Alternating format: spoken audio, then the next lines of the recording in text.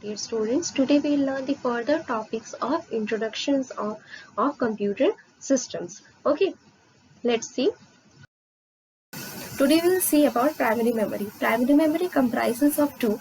That is, first one is RAM and second is ROM. Let's see the difference between these two. RAM means random access memory. In this memory, we can read as well as write our memory.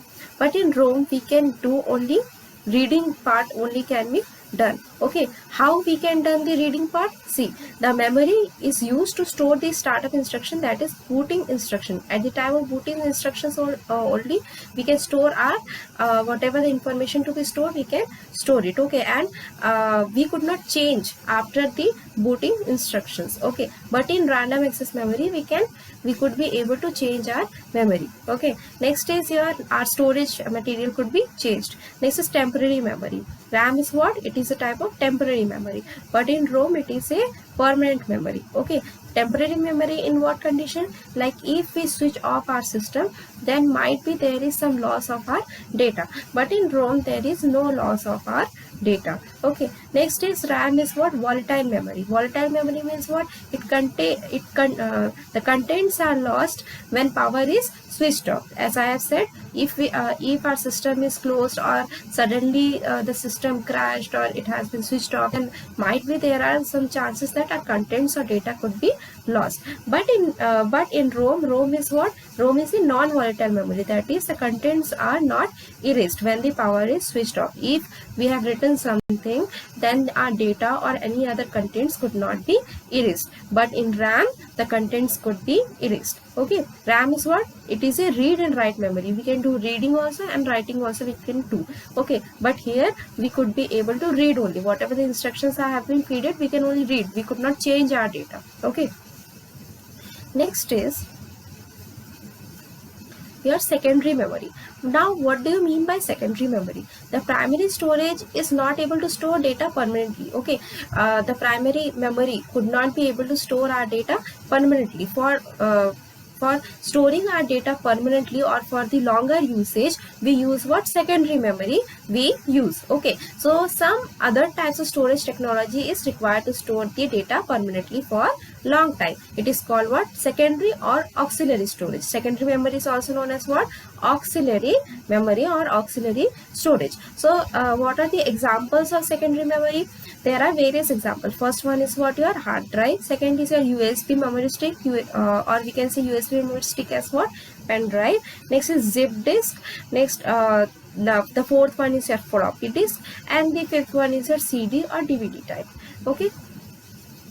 Next is your data deletion and its recovery or the security concern. What do you mean by data deletion? And if the data has been deleted, then how it could be recovered, or it's what are the security we should aware of while data has been deleted, or the recovery part, what all the security we should have. Okay, so see, you can conveniently delete personal data stored in computer system, survey responses, tickets and contacts, no matter where the data originated. Like examples of reasons for deleting the data are freeing the disk space. If you want to free your disk space, then that could be the first reason for deleting the data. Next is removing duplicate or unnecessary data to avoid confusions, making sensitive information unavailable to others, and removing an operating system or blanking a hard drive. Okay, these are basic examples for deletion of our data, isn't it? So for these reasons, the data deletion is what?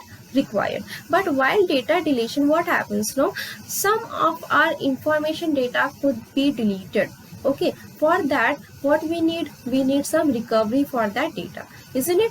And there should be some security concerns as well. Okay, let's see data recovery. What now we can say that what do you mean by data recovery? Now see, in computing, data recovery is a process of salvaging or retrieving. Retrieving means getting the information, or getting the information of lost, corrupted, damaged or formatted data from secondary storage.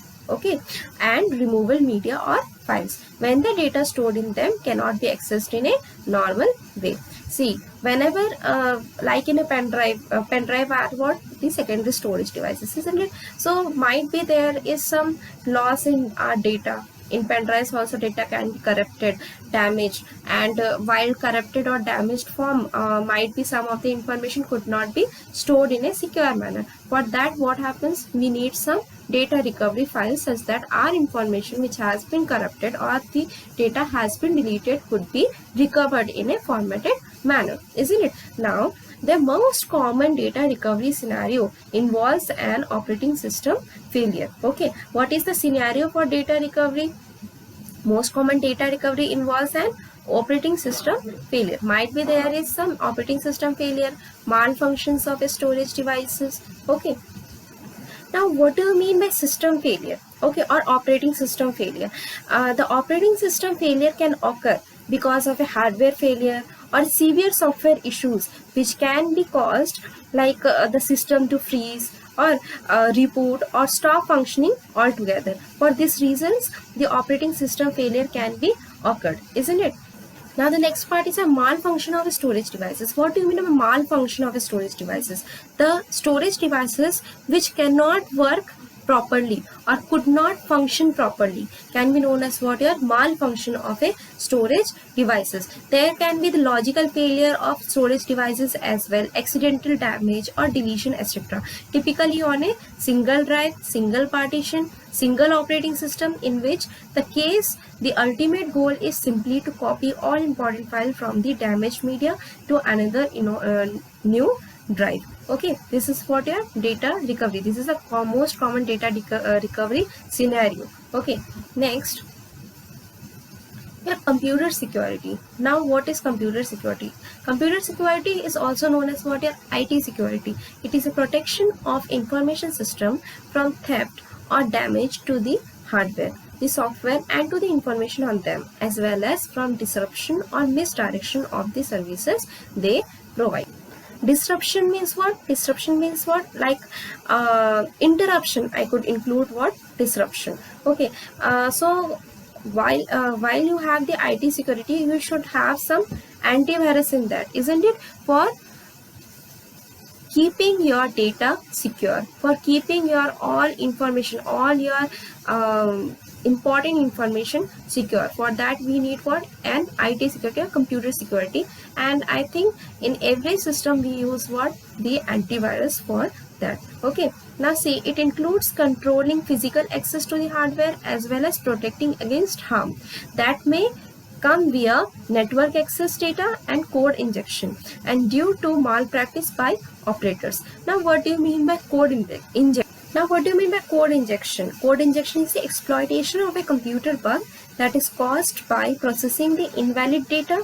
Like the result of successful code injections can be disastrous, for example, by allowing the computer worms to propagate. Code injection vulnerabilities occur when an application sends untrusted data to an interpreter. Okay. Now now there can be the computer there we can have like malpractice by the operators, whether intentional or accidental, or due to them being tricked into deviating from secure procedure. For this all reasons we need what? The computer security, and it is very important to have to protect our data from vulnerable things. Okay. Next part is your concerns of computer security. There are various concerns. Okay, there are four main areas where the computer security is very concerned. Where what are those four main areas? First is confidentiality. Now how the confidentiality work in concerning your computer security? Like only authorized user can access the data, resources and information. The resources which are being made by the user could be able to see. That is what known as what? Confidentiality. Next is integrity. What do you mean by now integrity? Only the authorized user should be able to modify the data whenever needed. Next, availability. Data should be available to user when needed. Next is authentication. They are you really communicating with whom you think you are communicating with? Okay, the data should be like I am sending the data to client, isn't it? So there should I should know that the client is to whom I am sending the data is the particular client, or I am sending the data to someone else. So there should be some authentication between the user and the client. Okay, next part is your software and its type. Now what do you mean by software? As I have said earlier also, software is what? It is a set of instructions, or it could be termed as what? It is a set of programs, okay, which are being used to handle what? Your hardware. Now software simply are the computer programs. It could termed as what? Your computer programs. The instructions given to the computer in the form of the program is called what? Software. Now software is set of programs which are used for different purposes, and all the programs used in a computer to perform the specific task is called what? A software. Next is your types of software. There are various types of software. First is your system software, and second one is your application software. Under system software, you have two types, like first is operating system and second one is your utilities. And under the application software, you have various types, like computer games is there, various computer games we play, isn't it? That all games comes under what? Application software. Next, spreadsheets, word processor, databases, next internet browser. This all are what? Your application softwares. And in system software, operating system in which the application software runs is known as what? Your system software. Okay. Now in the next class, we'll learn more elaborated form of what? Software. Thank you.